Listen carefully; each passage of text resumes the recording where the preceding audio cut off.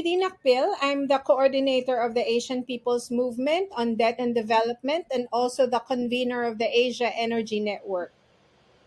I'm Red Constantino. I'm with the Institute for Climate and Sustainable Cities. We work on fair climate policy and low carbon development. We're based in Manila, but we also work with governments in Africa, Latin America, and Asia. I'm Sara Ahmed. I'm a finance advisor to the vulnerable group of 20 ministers of finance of the Climate Vulnerable Forum. It's a group of 48 climate vulnerable developing countries focused on enhancing climate action. The Philippines is in the top 10 of all climate vulnerability rankings. One of our big campaigns is the campaign to end fossil fuels and make the swift transition to democratic and renewable energy systems. We're campaigning against coal not just for its immediate polluting effects on communities, but also because its huge contribution to climate change. I started out as an activist fighting the dictator in the 1980s, but at that time, we thought that, well, environmental issues are not as urgent as the fight for our lives and our survival under a dictatorship. But we were wrong, I acknowledge many years later, because with stopping climate change, there is only a window of time that we have to do decisive action. For years, we have been battling against this mantra of government and energy producers saying that coal is our main option because it's cheap and we are a developing country. We need to have cheap energy, that there's urgency in bringing electricity to people. You know, all those many years of campaigning are bearing fruits. We finally got the Department of Energy to declare a moratorium on new coal projects. It's a temporary suspension, it's not a permanent ban, so it's not like we can be complacent about it. We've also gotten a few banks to say that they're no longer going to fund new coal projects because of the local resistance and the national campaigns of various groups. There have been at least 19 coal power plants in the pipeline that have been stalled or delayed for the last 3 to 4 years. We've also gotten the support of bishops of the Catholic Church that have explicitly called for the phase out of coal power. So, you know, we're quite happy that we have reached this point.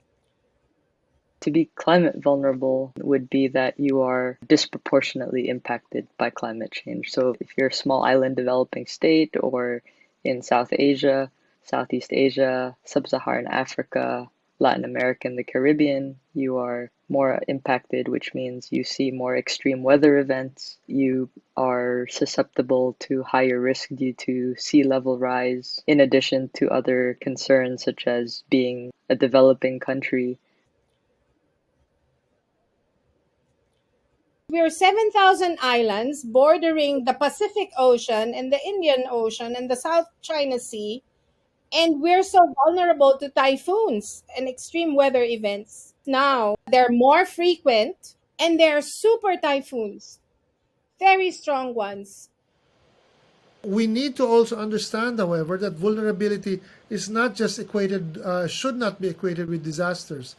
There's also such a thing as slow onset climate events that take place without the drama of calamity, but which actually punish local economies even more. Rising sea levels, changes in hydrology, less rainfall here, more rainfall there, punishment in the long term for economies that rely on agriculture and predictable seasons. The country imports most of its fossil fuels. It depends on importations of coal, around 80% of which comes from Indonesia. And so when we talk about the energy transition, it encompasses several facets of development. Energy security is central, obviously, because we should be relying on our own sources of power rather than importing fuel from abroad. At the same time, we want to modernize our sector because we want to be able to consume power where it's produced, and a large part of the population are so isolated.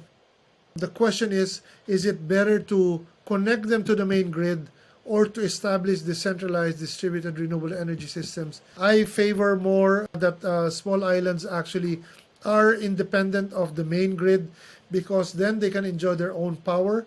Renewable energy is actually going to work best for them. So, wind and solar, hydro, geothermal are all going to be really critical to the country's energy future and the country's ultimate development trajectory. We need to bake the climate crisis into the long term development strategies of developing countries. In a time of transition, this is where the old technologies try to find relevance, the new technologies try to enter. So this is where we are now. It's a tug of war of what technology mix will one choose and will one go with. The debate has yet to be won in terms of fossil gas because government understandably is seeing fossil gas as an opportunity to bring in cleaner energy compared to coal. But I think because there will be elections next year where a new administration will be coming in, we are confident that we are going to be able to convince government that if they consider natural gas or fossil gas as a bridge fuel, they need to spell out where does that end. The transition that we're discussing today should be within this decade. And that's the issue with gas right now, is that there's no contract that is less than 10 years. There's no contract that's just, 2021 to 2030. The contracts are 20, 25 years or longer. And that's not necessarily a transition. That's a lock-in. What is killing coal right now is also going to kill gas in the near future. Southeast Asia and South Asia are growth markets. They're developing. And the potential for manufacturing, service, exports, all of this is huge.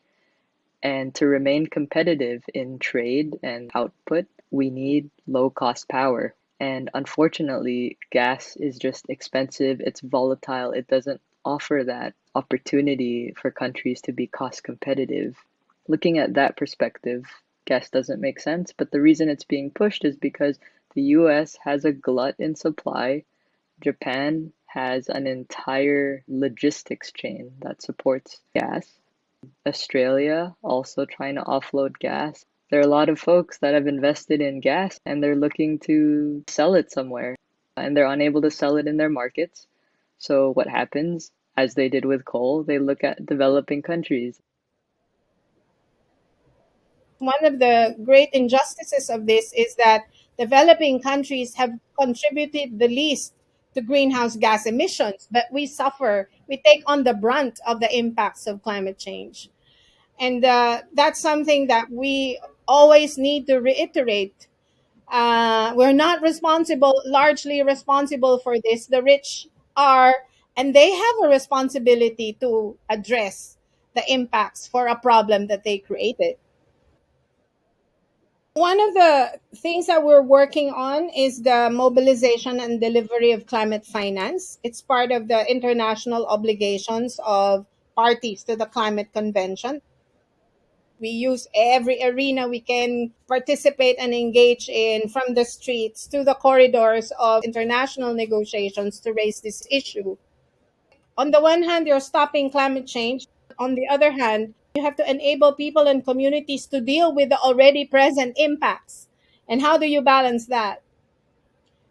I'm often asked what should be prioritized, and I said I don't think we have the luxury of deciding which is priority.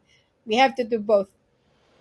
I am quite confident that the country will end up in the right landing zone where renewable energy will be the dominant power generation in the mix. The challenge is answering this big question: can we arrive sooner? Can we shave off 5, 7, 10 years from long campaigns so that people will gain the benefits sooner and we can avoid harm to tens of thousands in a quicker way?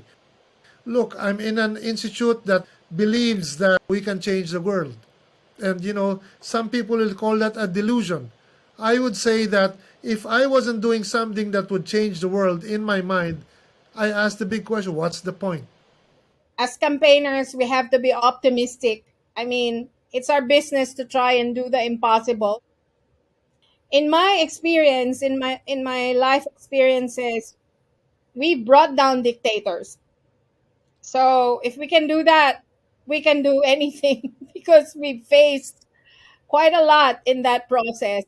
The realism that we need to have is to recognize that our opponents are not going to give up without a real fight. So you need to really build your power and use that power in order to compel them. That's our contribution to the fight, to build that power of people for collective action.